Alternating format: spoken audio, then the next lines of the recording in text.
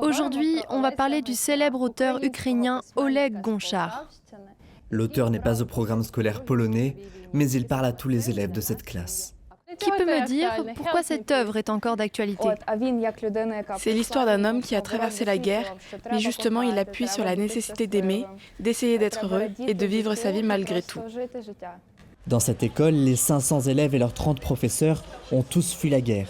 Depuis 2 ans maintenant, ils se retrouvent chaque jour au dernier étage de ce centre commercial pour étudier.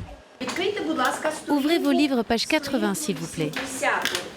Ici, le programme scolaire est celui du ministère de l'Éducation ukrainien pour assurer une continuité d'apprentissage en attendant le retour à la maison. Une formule qui convient parfaitement à Oleksiy. À son arrivée, il a passé 1 an dans une école polonaise sans jamais y trouver sa place. Il ne voulait pas me parler, il me disait « Qu'est-ce que tu es venu faire ici ?» et d'autres choses pas très sympas. Alors qu'ici, je me sens bien, on est comme en Ukraine, comme à la maison. Mais ce type d'établissement n'existe pas hors des grandes villes.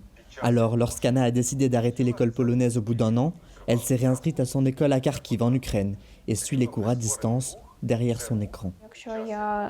En restant dans l'école polonaise, je n'aurais jamais pu être diplômée en Ukraine et j'aurais dû reprendre mes études depuis la 3e en rentrant en Ukraine. Très populaire chez les jeunes Ukrainiens, l'école en ligne inquiète. Dans cet atelier d'aide aux devoirs, les professeurs constatent un écart de niveau de 3 ans entre les élèves qui vont en classe et ceux qui étudient derrière un ordinateur. Ici, je peux aider les élèves à comprendre le cours à l'oral comme on ne peut pas le faire derrière une webcam. Pendant la leçon, j'essaie de leur donner du vocabulaire polonais de physique-chimie qu'ils pourront ensuite utiliser à l'école polonaise. De quoi aider les élèves à s'intégrer à la société polonaise. Eux ne rêvent que d'une chose, rentrer chez eux après 2 ans d'exil.